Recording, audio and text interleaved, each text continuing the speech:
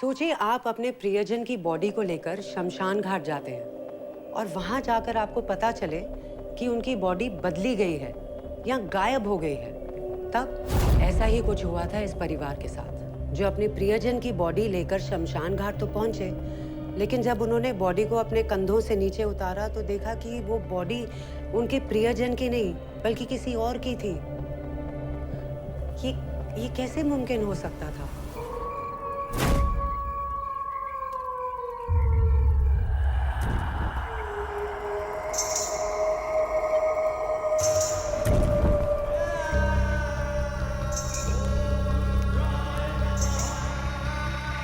फिर साधना तब तक संपूर्ण नहीं होगी जब तक तो इंसान का कपाल नहीं पाएगा। हम अघोरी हैं, मृत्यु के पार ही हमारा जीवन है।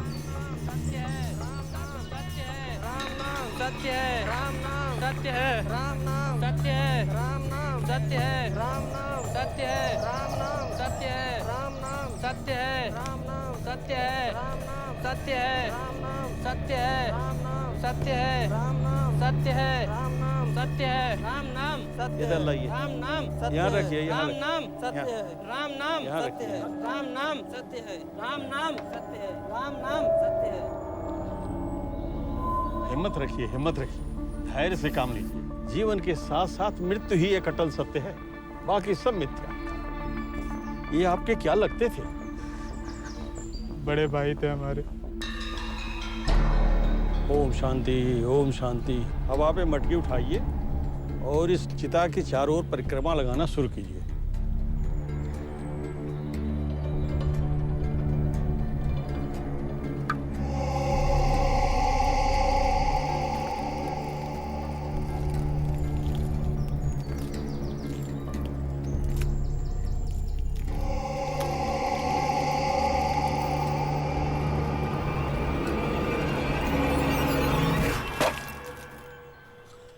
अरे ये कौन है?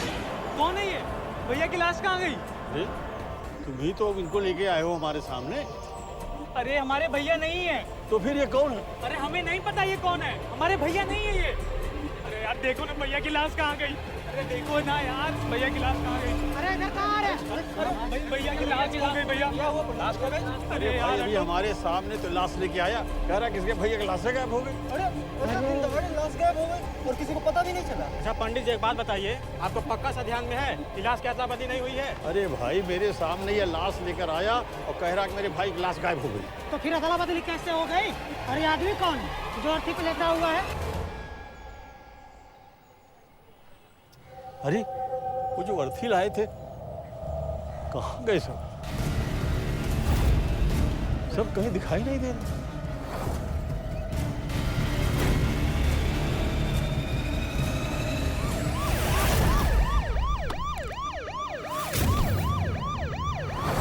नमस्ते मैडम, मैंने ही आपको फोन किया था। आइए आइए आइए दिखाएं आपको।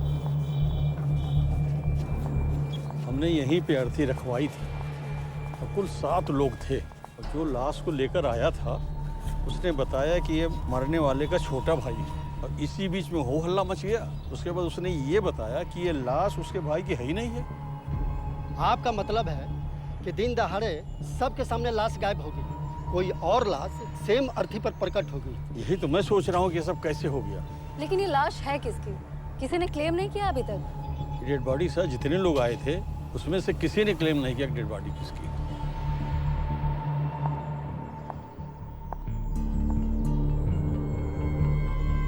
इसकी लाश को देख करके तो लग रहा है कि जहर दे के मारा है। आनंद, लाश को पोस्टमार्टम के लिए भेजो। ठीक है मैडम। पंडित जी, उसका हुलिया तो याद होगा। जी हाँ, हुलिया याद है। यादव जी, इनको थाने लेके जाइए। चलिए महाराज। आइए आइए। फेस कैसा था? बड़ा बड़ा थोड़ा।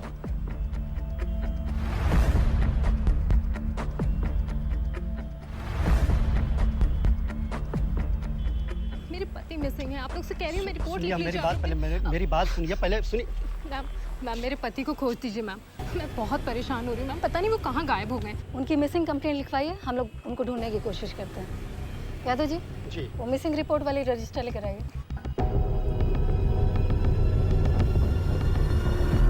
आपके पति का नाम क्या है? जी सतीश पांडे। कुछ फोटो वगैरह लाई हैं आप? ये रहा मैम। आपका क्या नाम है? जी यशोदा देवी। कब पता चला आपको कि आपके पति गायब हो गए हैं? मैम हम मायके चले गए थे और आज सुबह जब घर लौटे तो हमारे पति घर पर नहीं थे। देखते हैं हम। स्केच रेडी हो गया। ओके। लाओ।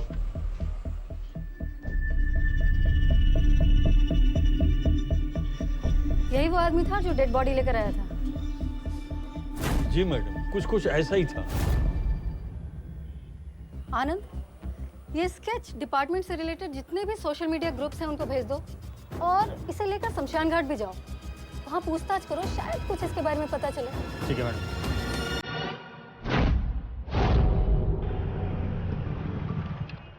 इस आदमी को देखे हो कहीं?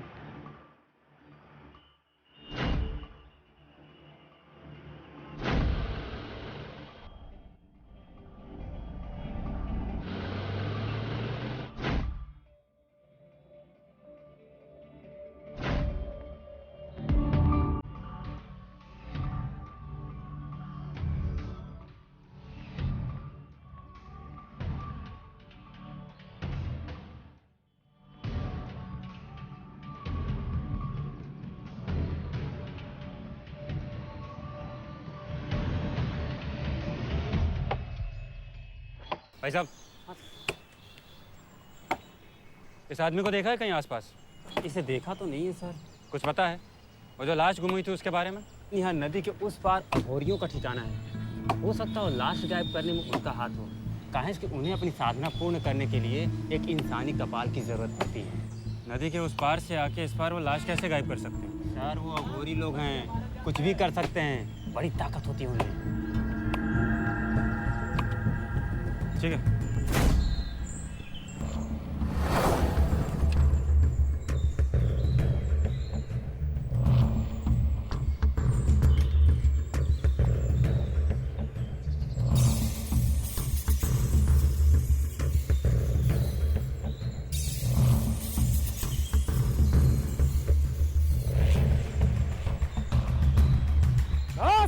मूर्ख इंसान, तुम्हारी हिम्मत कैसे हुई हमसे ऐसा ओछा सवाल करने की? हम अघोरियों को कपाल चोरी करने की आवश्यकता नहीं होती, उसे साक्षात भगवान हमें प्रदान करते हैं और जिसे कपाल मिलता है वही अघोरी बनता है। चले जाओ यहां से।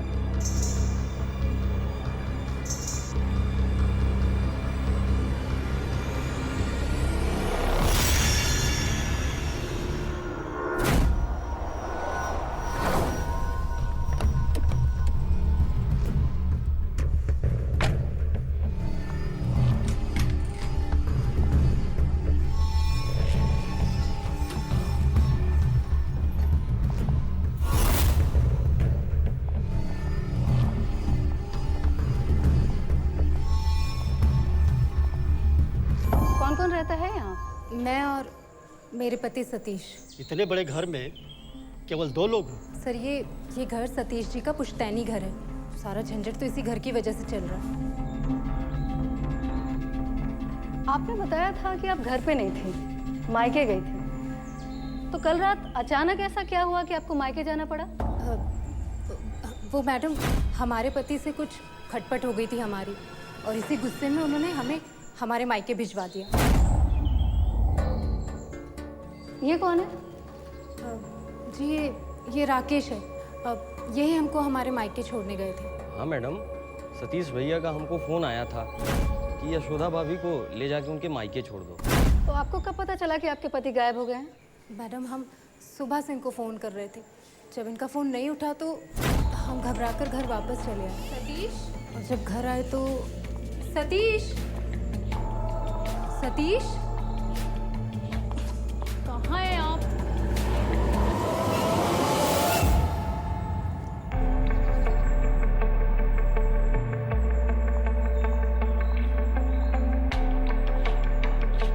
सतीश,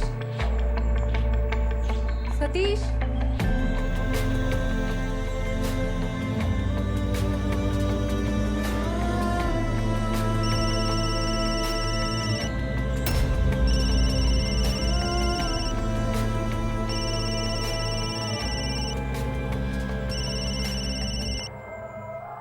वो फोन दीजिए।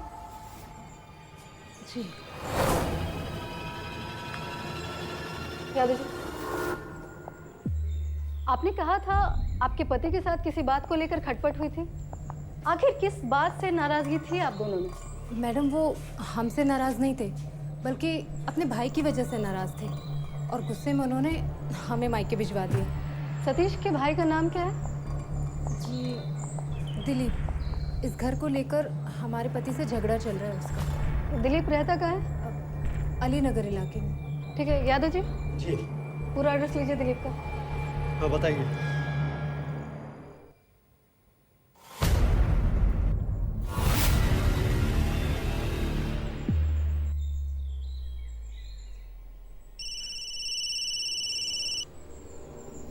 हाँ आनंद बोलो। मैडम स्केच वाले आदमी का कुछ पता नहीं चला, लेकिन एक खास बात सामने आई है। मैडम यहीं शमशान वाले इलाके में ही अघोरियों का भी ठिकाना है।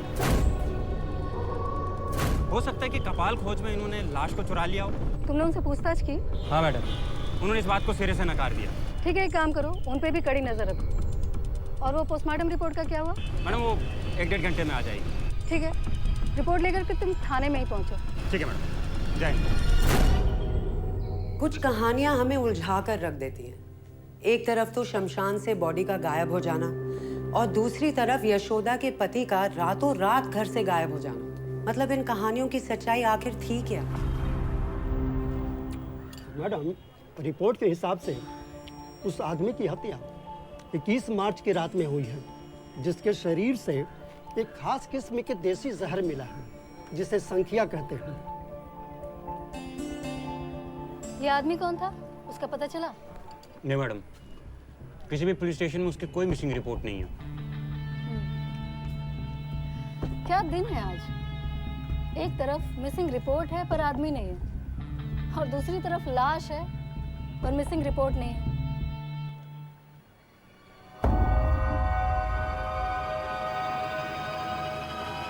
क्या हुआ मैडम? इस पोस्टमार्टम रिपोर्ट के हिसाब से उस आदमी के दाहिने पैर में एक रॉड था, और अगर हम उस रॉड का मेक और मैन्युफैक्चरर नंबर निकाल लें तो ये पता लगाया जा सकता है कि वो किस हॉस्पिटल में सप्लाई किया गया था, और वहां से हमें उस आदमी का नाम। बिल्कुल। मैं तुम्हें यशोदा के पति के छोटे भाई दिलीप का एड्रेस देती हूँ, वहां जाओ और कुछ पता करो। तब तक मैं इस आदमी के बारे में पता करती हूँ।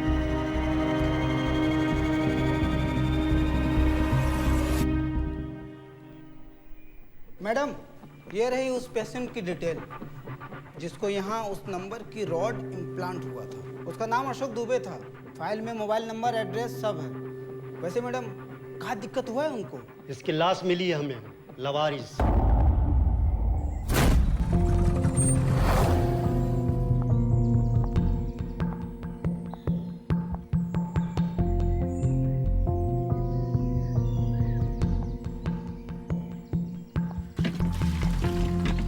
भाई साहब, ये दिलीप पांडे का यही घर है? हाँ सर, घर तो यही है, लेकिन 3-4 दिन से बाहर गया हुआ है शायद। एक बात बताओ, ये दिलीप पांडे कैसा आदमी है? क्या बोलूं साहब, बड़ा अजीब आदमी है। अघोरियों उघोरियों के चक्कर में रहता है, सुना हूं मैं।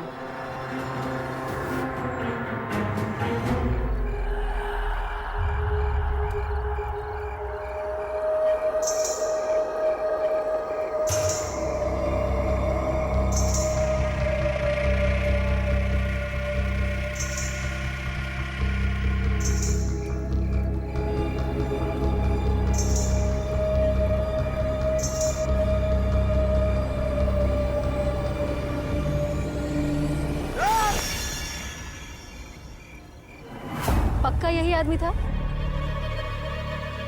पक्का यही आदमी था मैडम। यही आदमी 22 तारीख को मुझको फ़ोन किया था गाड़ी के लिए। बोला कि भाई की मौत हो गई है, अंतिम संस्कार के लिए स्मशान घाट लेके जाना है।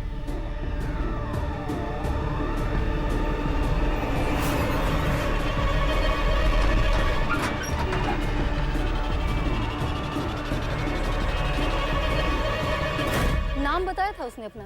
नाम वो दिलीप बताया था। कौन से एड्रेस से लेके गया था अपने भाई की डेड बॉडी को? एड्रेस मैम वो हमारे फ़ोन पे भेजा था। ये देखिए, ये रहा एड्रेस मैडम। यादव जी, सतीश और अशोक का फोटो दिखाइए।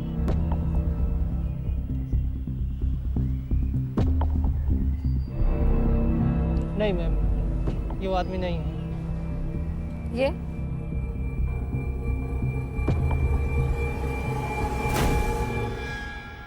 जी, यही वो आदमी है मैडम। इनका स्टेटमेंट नोट करवाओ। इसका मतलब दरअसल हम लोग जिसे दो अलग अलग केस समझ के बैठे थे, वो एक ही केस है। लेकिन मैडम, अगर सतीश मर चुका है और उसकी लाश को लेके दिलीप शमशान गया, तो फिर अचानक से लाश गायब कहाँ हो गई? मैडम, हमको तो लगता है ये सब में उन अघोरियों और उनके रिचुअल्स का हाथ हो सकता है। ये दिलीप भी उन अघोरियों से मिलता जुलता था। क्यों आनंद?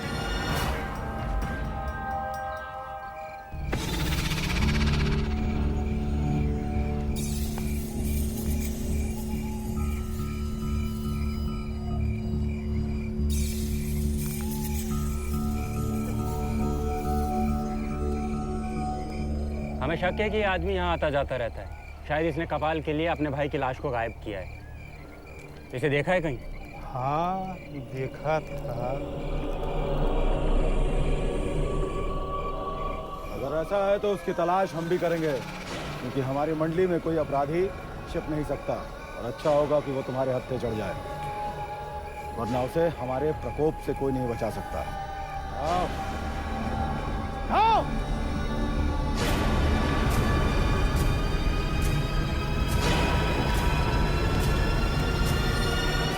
अब तक जो दो अलग अलग केस लग रहे थे, वो दोनों केस एक ही थे। है ना चौंकाने वाली बात? यशोदा का पति सतीश, जिसे यशोदा मिसिंग समझ रही थी, वो अब इस दुनिया में ही नहीं था। लेकिन जब सतीश का भाई दिलीप डेड बॉडी लेकर शमशान गया, तो वो डेड बॉडी कहाँ और कैसे मिसिंग हो गई? सबसे उलझाने वाली बात तो ये है कि दिलीप पुलिस से क्यों भाग रहा था? मैडम, हमको लगता है हमारी पति की हत्या में दिलीप के साथ साथ राकेश का भी हाथ है। क्यों? ऐसा क्यों लगने लगा आपको? हमारे पति के मरने के बाद ही हमें ये पता चला कि उन्होंने अपनी सारी प्रॉपर्टी राकेश के नाम कर दी। आप चाहे तो ये पेपर देख लीजिए।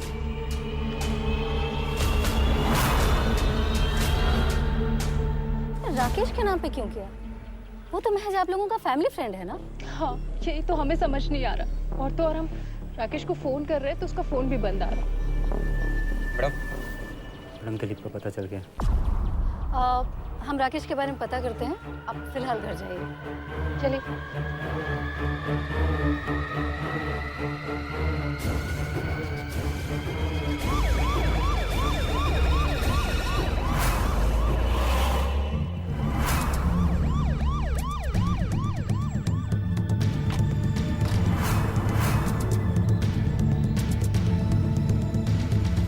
तुम लोग रुको, पूजा चल रहा है।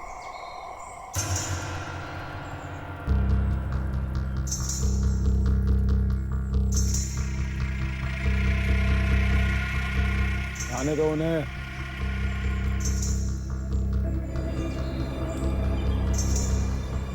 हमने कहा था ना कि हमारे यहाँ कोई अपराधी छिप नहीं सकता। ले आओ उसे।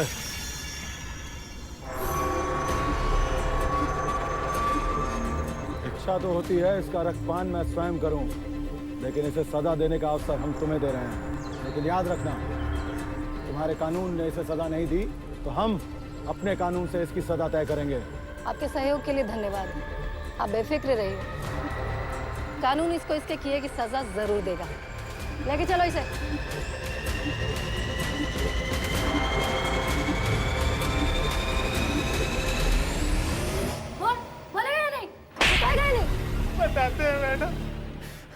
बताते।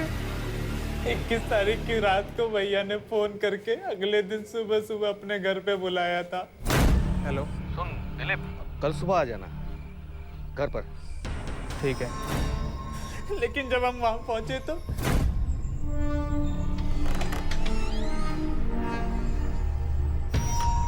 बार बार दरवाजा खटखटाने के बाद भी कोई दरवाजा नहीं खोला। इसीलिए हम अपने दोस्तों को फोन कर दिए थे मैडम। हेलो, हाँ सूरज, अरे यार जल्दी से यहाँ भैया घर पे आओ ना।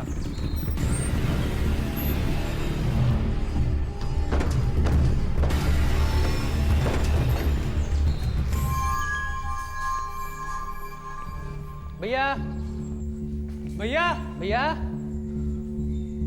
भैया।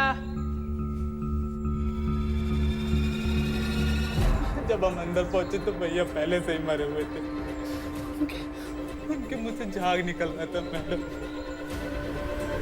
उन्हें कुछ नहीं किया। हमारा और भैया का पुश्तैनी घर के लिए झगड़ा चल रहा था। दोस्तों ने कहा भी कि जिस तरह से तुम अंदर घुसे हो सब लोग अम्मी को कातिल समझेंगे। हम डर गए थे थोड़ा सा, इसलिए चुपचाप हम उनकी लाश को शमशान घाट ले जाके अंतिम संस्कार करना चाह रहे थे। लेकिन जब हम वहां पहुंचे तो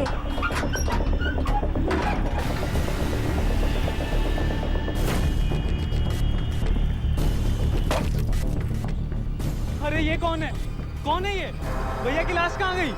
मैडम, हमने अपने भैया को नहीं मारा। हमको नहीं मालूम कि उनकी मौत कैसे हुई। अरे हमको तो ये भी नहीं पता कि शमशान में उनकी लाश किसी अनजान आदमी के साथ कैसे बदल गई। मैडम, हम बहुत डर गए थे, इसलिए हम वहां से भाग गए और चुप चुप के रह रहे थे मैडम। लॉकअप में डालो इसे।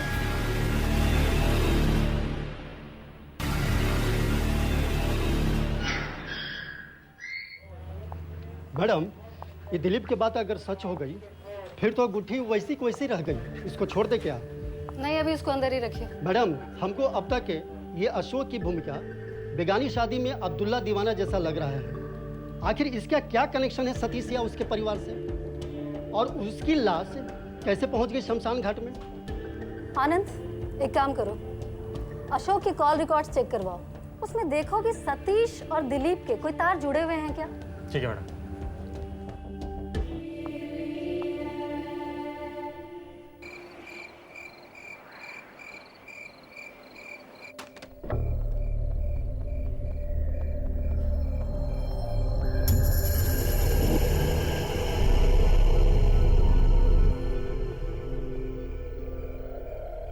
कौन है?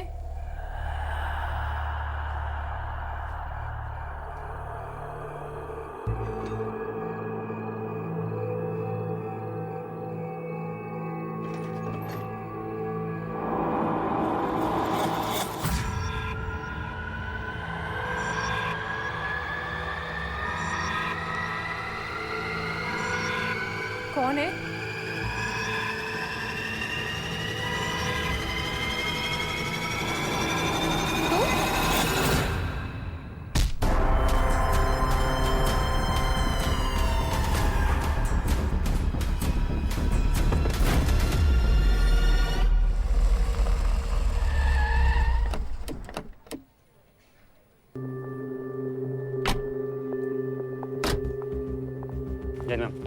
मैम, अशोक का कॉल डिटेल चेक किया। कमाल की बात है कि अशोक का कनेक्शन सतीश और दिलीप से नहीं बल्कि यशोदा के साथ है। यशोदा और अशोक के बीच में घंटों बातचीत हुआ करती थी।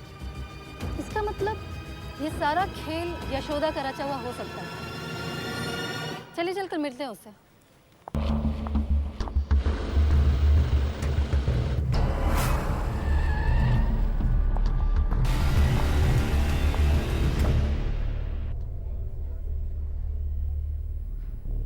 दरवाजा खुला है।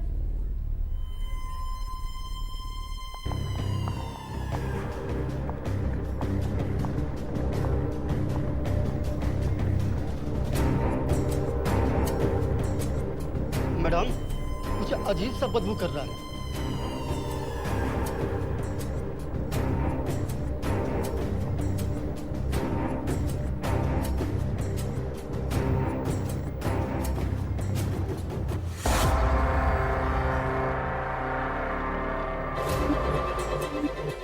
जाके चेक करो। यादव जी, जी ये वही लड़का है ना, राकेश? हाँ मैडम, ये तो वही लड़का है, राकेश। लेकिन अब इसको किसने बेरहमी से मारा? मैडम ऊपर आइए। आइए।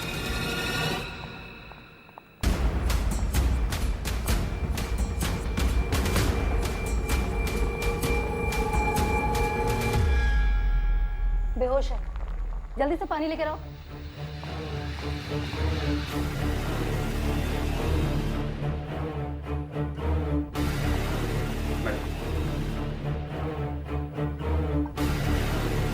यशोदा,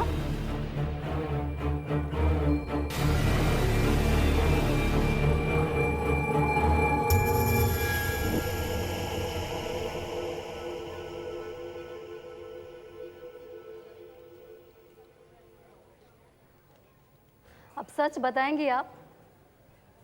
यहाँ हो क्या रहा है?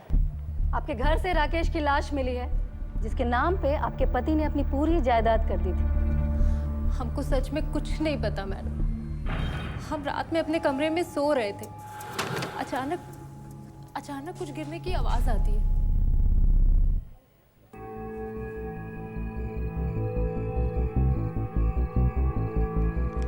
कौन है? तुम यहाँ क्या कर रहे हो? भाभी जी हमें माफ कर दीजिए, ये पैसा देने आए हम आपको।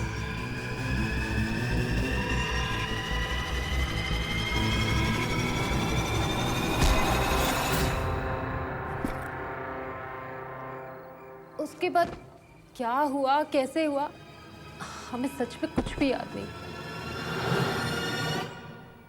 आप लोग पूरे घर की तलाशी लीजिए, देखिए कहीं वो पैसों से भरा हुआ बैग मिलता है क्या।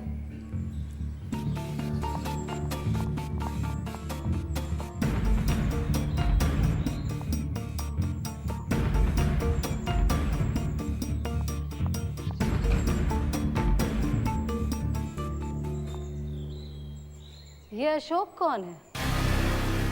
पता नहीं।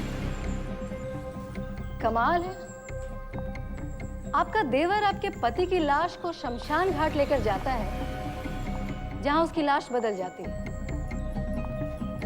और जिससे उसकी लाश बदलती है उसका नाम है अशोक। और आपकी कॉल रिकॉर्ड्स के हिसाब से आपकी तो अशोक से घंटों लंबी बात हुआ करती थी, और फिर भी आप कह रही हैं कि आप अशोक को नहीं जानती।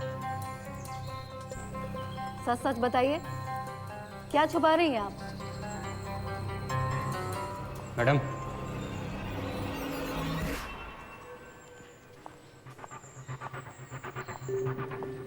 क्या है? संख्या।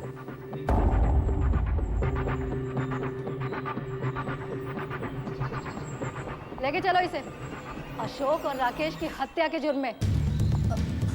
अरे मैडम मेरा यकीन कीजिए, आप, मैंने कोई खून नहीं किया है। आपके घर से हमें संख्या मिली, ये वही जहर है जिसके ट्रेसेस हमें अशोक के बॉडी में मिला था। दिलीप ने अपने बड़े भाई की हत्या की और तुमने अशोक की। ले चलो इसे। अरे मैडम मेरा यकीन कीजिए, आप जो बोलना है हवालात में जाके बोलना। मैडम मेरा यकीन कीजिए, मैंने नहीं मारा अशोक को, हम प्यार करते थे उससे। तो बस सतीश को।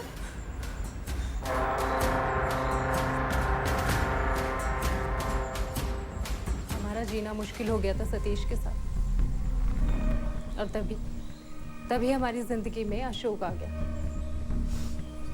हम प्यार कर बैठे उससे, और हमारे इस अफेयर के बारे में सतीश को पता चल गया था। तभी से हम दोनों के बीच में झगड़े शुरू हो गए। 21 तारीख को भी हमारे बीच में इसी बात को लेकर लड़ाई हुई थी। यशोदा, ये तुम्हारा झूठ ना अब ज्यादा दिन चलेगा नहीं। ये रोज रोज काहे लेट हो जाती हो? हम अपने काम से लेट हो जाते हैं। अपने काम से लेट हो जाती हो या अपने यार से मिलने जाने की वजह से? दिमाग खराब हो गया है क्या आपका? फिजूल की बातें कर रहे हैं आप। हम फिजूल की बातें कर रहे हैं? हमें सब पता है, सब पता है। हमें नहीं रहना तुम्हारे साथ, बिल्कुल भी नहीं रहना। अपने मैके जाओ और जहां जाना हो जाना, और जो करना हो करना। वो हमको मायके भेजना चाहता था हमेशा के लिए, इसीलिए उसके खाने में संख्या मिला दिए हम।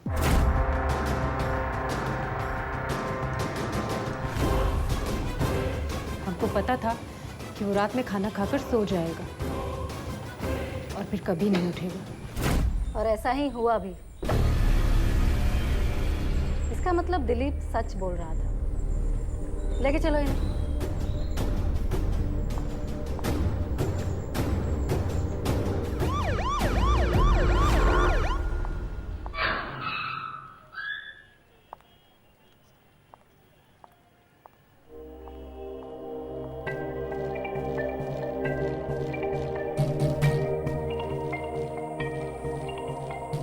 यशोदा ने अपना सारा गुनाह कबूल कर लिया है। अब तुम जा सकते हो। हमको तो यकीन नहीं हो रहा है कि भाभी ऐसा कुछ भी कर सकती हैं। कई बार सच हमारी सोच से परे होता है दिलीप।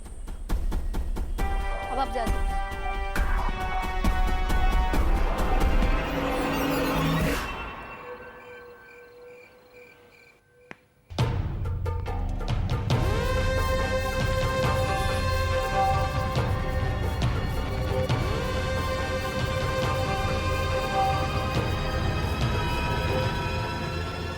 मैडम, आपको नहीं लगता है कि ये केस इमरती की तरफ गोल गोल घूमकर फिर से वहीं आ गया है जहाँ से शुरू हुआ था? आपकी बात सही है यादव जी, क्योंकि मुझे भी इस केस ने काफी कंफ्यूजन और बहुत सारे सवालों के घेरे में डाल दिया है। यशोदा ने अपने पति के खाने में जहर मिलाया और सुबह दिलीप जब सतीश से मिलने गया तो वहां उसकी लाश मिली, और जब लाश को लेकर के शमशान घाट गया उसकी लाश गायब हो गई और उसकी जगह ले ली अशोक की लाश ने। वो अशोक जिसे सिर्फ यशोदा जानती थी। इसके अलावा राकेश, उसके नाम पे सतीश ने अपनी सारी जायदाद कर दी और राकेश की लाश मिलती है यशोदा के घर पे। ये सारे मामले एक दूसरे से जुड़े हुए तो लगते हैं, लेकिन समझ में ये नहीं आ रहा है कि इस सारे मामले का मास्टरमाइंड कौन है। मैडम, हमारा शक अब भी दिलीप पे ही है, क्योंकि उसने बड़ी सफाई से अपने आप को हर मुसीबत से निकाल लिया, और फिर सतीश की जायदाद का सुख भी तो वही भोगेगा ना।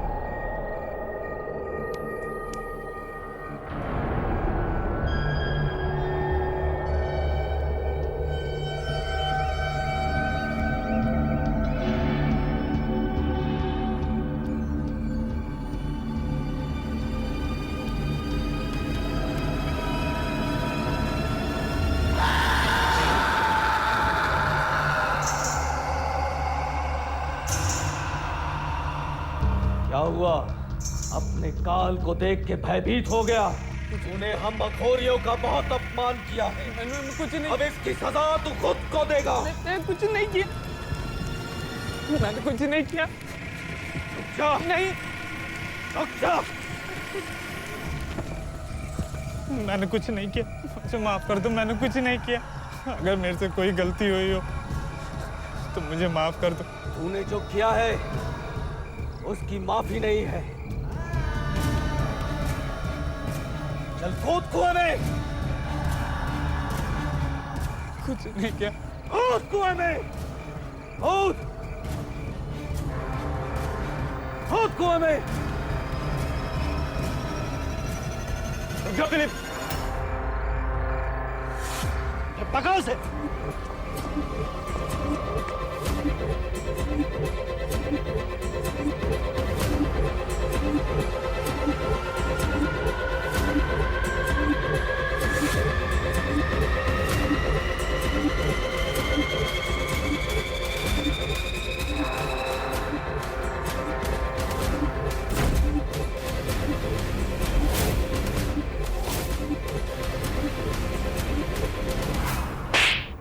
बोलेगा, बताएगा या कुछ उपाय करूं? इतना बड़ा नाटक क्यों किया? हमको यशोदा के संबंध के बारे में पता चल गया था, इसीलिए ना सिर्फ हम उसको अपनी जिंदगी से निकालना चाहते थे, उसे और उसके आशिक को सजा भी देना चाहते थे। इसका मौका यशोदा ने खुद हमें दे दिया। अपने मैके जाने से पहले उसने हमारे खाने में जहर मिला दिया, लेकिन हमने उसको देख लिया था। वो हमको जान से मार देना चाहती थी, इसीलिए राकेश के साथ मिलकर उसके खिलाफ एक बड़ा प्लान बनाया। राकेश को हमने लालच दिया कि अपनी पूरी की पूरी जायदाद उसके नाम कर देंगे। नहीं भैया, हमें इतनी बड़ी साजिश का हिस्सा मत बनाइए। प्रॉब्लम क्या है? हम सब कुछ फुल प्रूफ प्लानिंग कर लिए हैं। कभी भी किसी को भी कुछ भी नहीं पता चलेगा। और जितना रुपया संपत्ति हम तुमको दे रहे हैं ना, चाहोगे भी तो 7 जन्मों में कमा नहीं पाओगे। उसके बाद हमने दिलीप को फोन किया और सुबह अपने घर बुलाया। हेलो, सुन दिलीप, कल सुबह आ जाना घर पर। हाँ, आते हैं कल सुबह। फिर उसी रात हम और राकेश घर से संख्या लेकर निकले।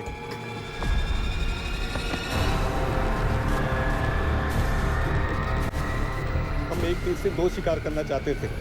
सोचा था कि दिलीप हमारी लाश लेके शमशान जाएगा और जलेगी अशोक की लाश, और दुनिया वालों के लिए हम गायब हो जाएंगे। हमारे खून के इल्जाम में फंसेंगे यशोदा और दिलीप।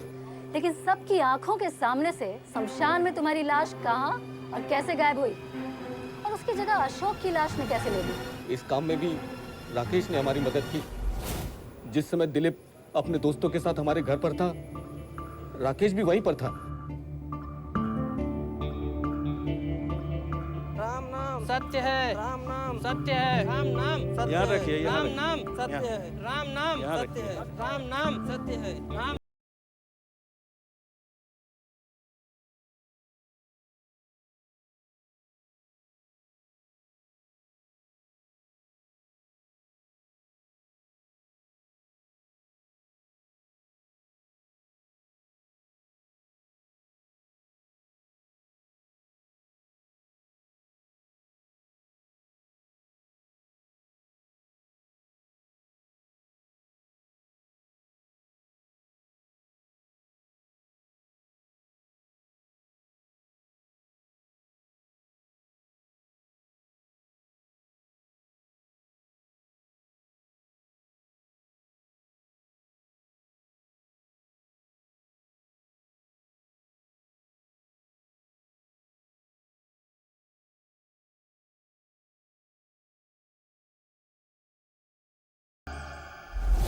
राकेश ने जब तुम्हारा इतना साथ दिया तो उसे क्यों मारा?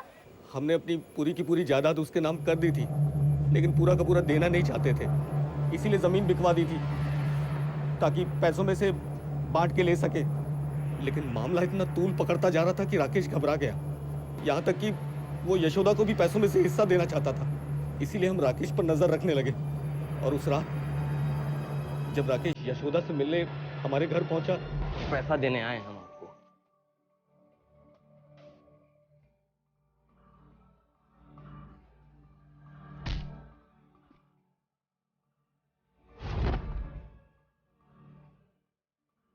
क्या कर रहे हैं भैया? अपनी रक्षा।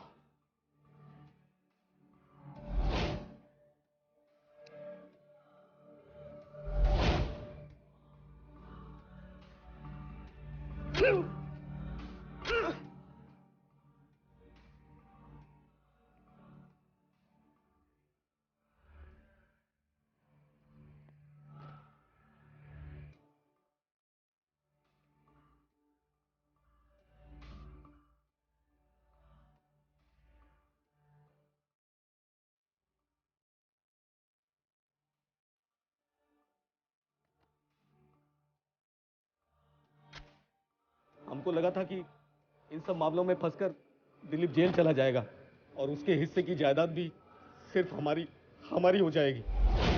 लेकिन जब वो छूट गया तो हमने उसको भी मारने का प्लान बनाया। लेकिन तुम्हारी तरह दुनिया का हर शातिर अपराधी ये भूल जाता है कि झूठ का भूत खड़ा तो किया जा सकता है, लेकिन वो सच से बड़ा कभी नहीं हो सकता। पूरी जायदाद तो दूर, अब सुकून का तुम्हें कुछ भी नसीब नहीं होने वाला है। लेके जाओ इसे।